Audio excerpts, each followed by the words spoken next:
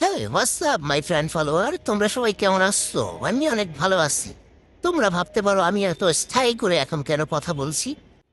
তোমরা জেনে খুব খুশি হবে যে আমি কিছুদিনের মধ্যেই সেরা স্টাইলিশ পুরুষ বিড়ালের অ্যাওয়ার্ড পেতে যাচ্ছি।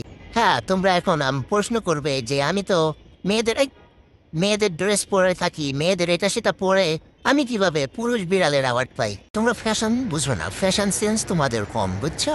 আবার তোমরা আমার পুরুষত্ব নিয়ে প্রশ্ন তুলতে পারো যে আমি তো নিউট্রাল করানো, তাহলে আমি পুরুষ বিড়ালের অ্যাওয়ার্ড কিভাবে পাবো?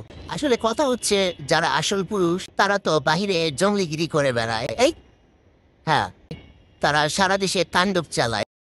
আসল পুরুষরা আসলে এসব স্টাইল আর ফ্যাশন নিয়ে পড়ে থাকে না। এই হাবিজাবি দিয়ে ফ্যাশন বানানো এসব আসলে আমার মতো বিড়ালের এবং একলব খানের মতো পুরুষের কাজ, যাদের আসলে নিউট্রাল করানো এবং কিছু নিউট্রাল বিচারক থাকে, তারাই এসব প্রাইজ দিয়ে থাকে। বুঝতে পেরেছো?